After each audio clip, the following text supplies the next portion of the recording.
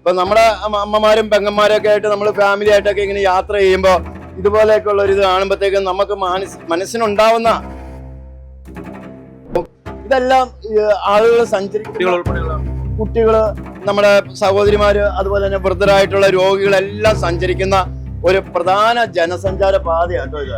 അപ്പൊ ഇതിവിടുന്ന് പൂർണ്ണമായിട്ട് പൊളിച്ചു നീക്കുന്നത് വരെ നമ്മള് നിയമ പോരാട്ടം തുടരും.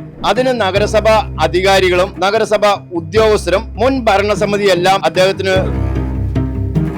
അദ്ദേഹത്തിന്റെ ഒരു രാഷ്ട്രീയ സ്വാധീനം വെച്ചിട്ടാണ് ഈ ബിൽഡിംഗ് ഇവിടെ കെട്ടിപ്പൊങ്ങിയത്.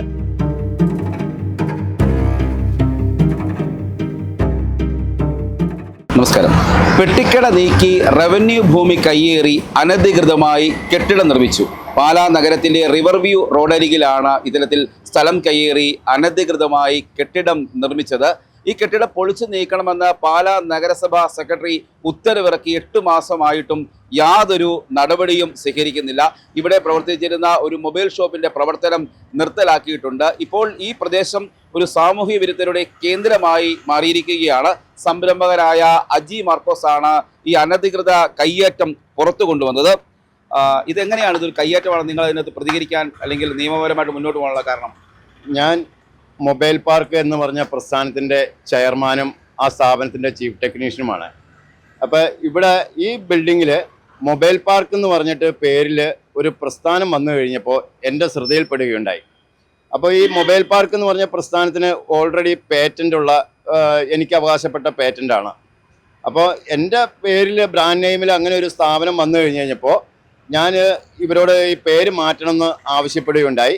അപ്പോൾ ബിജി തോമസ് ഓമ്പള്ളി എന്ന് പറഞ്ഞ ഒരാൾക്കാണ് നഗരസഭ ലൈസൻസ് കൊടുത്തിരിക്കുന്നത്. അപ്പോൾ അദ്ദേഹത്തോട് നമ്മൾ നേരിട്ട് കണ്ട് ഈ പേര് മാറ്റണമെന്ന് ആവശ്യപ്പെട്ട് കഴിഞ്ഞപ്പോൾ അദ്ദേഹത്തിൻ്റെ ഗുണ്ടകൾ വന്ന് നമ്മളെ ആക്രമിക്കുവാനായിട്ടുള്ള ഒരു സാഹചര്യം ഉണ്ടായി. അപ്പോൾ അതിനകത്തോട്ട് നമ്മൾ ഇറങ്ങി തിരിച്ചു കഴിഞ്ഞപ്പോൾ നമ്മൾ പാലാ നഗരസഭയിൽ പല പ്രാവശ്യങ്ങൾ വിവരാവകാശം വെച്ചു. ആ വിവരാവകാശത്തിന് കിട്ടിയ മറുപടിയിൽ നിന്നെല്ലാം എനിക്ക് മനസ്സിലായത് ഇത് ഒരു പെട്ടിക്കടയായിരുന്നു ഇവിടെ നഗരസഭ അനുമതി കൊടുത്തത്.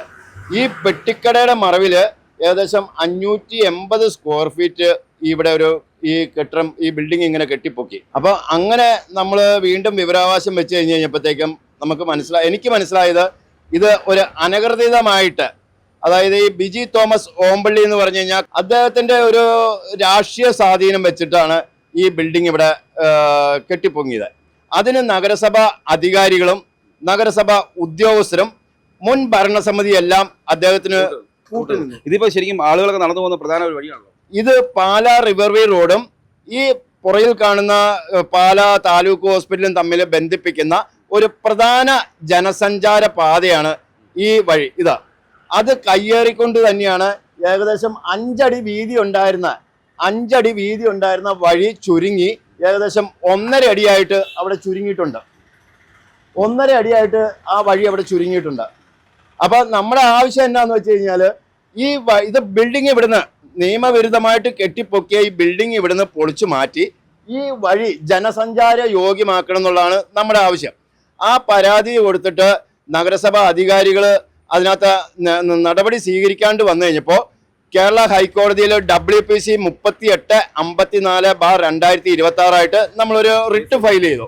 അതിൻ്റെ അടിസ്ഥാനത്തിൽ നഗരസഭയ്ക്ക് നോട്ടീസ് കിട്ടിയപ്പോൾ ഈ ബിൽഡിങ്ങിൻ്റെ ലൈസൻസ് നഗരസഭ സെക്രട്ടറി റദ്ദ് ചെയ്ത്. പിന്നെ ഈ ഷോപ്പ് ഇല്ലാതായത്. അങ്ങനെയാണ് ഈ ഷോപ്പ് ഇവിടെ ഇല്ലാണ്ടായത്.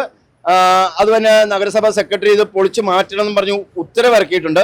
നഗരസഭ സെക്രട്ടറിയുടെ ഉത്തരവ് നടപ്പാക്കാത്ത ജീവനക്കാരാണ് ഇപ്പോൾ ഈ നഗരസഭയിലുള്ളത്. ഭരണസമിതി എല്ലാം ഇതിന് അനുകൂലമായിട്ട് വ്യത്യസ്തമായ സമരമൊക്കെ നടത്തിയിരുന്നു.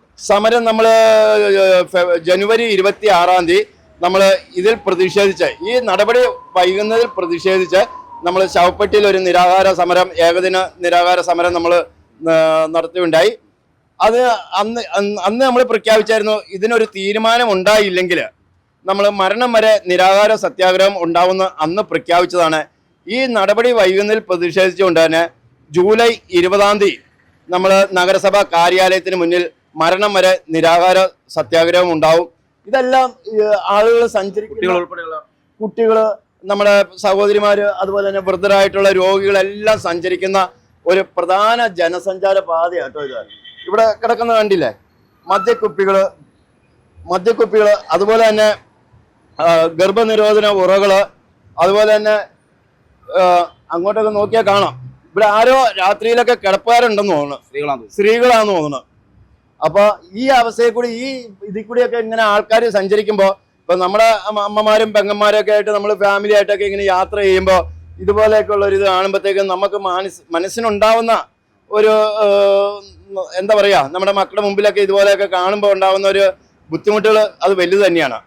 അപ്പൊ ഇത് ഇവിടുന്ന് പൂർണ്ണമായിട്ട് പൊളിച്ച് നീക്കുന്നത് വരെ നമ്മൾ നിയമ പോരാട്ടം തുടരും. സമരം 20-ാം തീയതി സമരമുണ്ട്, നിരാഹാര സമരമാണ്. മരണം വരെ നമ്മൾ നിരാഹാരം കിടക്കും.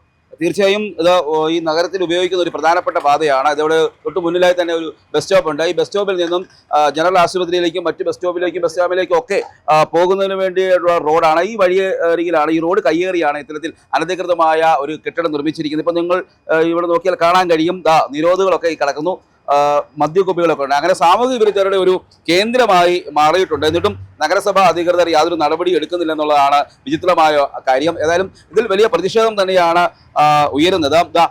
ഒരമ്മ വളരെ ബുദ്ധിമുട്ടി അതിലൂടെ ഇറങ്ങി വരുന്നത് കാണാൻ കഴിയും. അങ്ങനെ വിദ്യാർത്ഥികൾ അടക്കമുള്ള ആളുകൾ ഇതുവഴി കടന്നു പോകുന്നതായി നമ്മൾ കണ്ടിരുന്നു. അങ്ങനെയുള്ള ആളുകളുടെ മുന്നിലാണ് ഇത്തരത്തിൽ ഏതായാലും ഇവിടെ വന്നപ്പോൾ കണ്ട കാഴ്ച ഇതാണ്.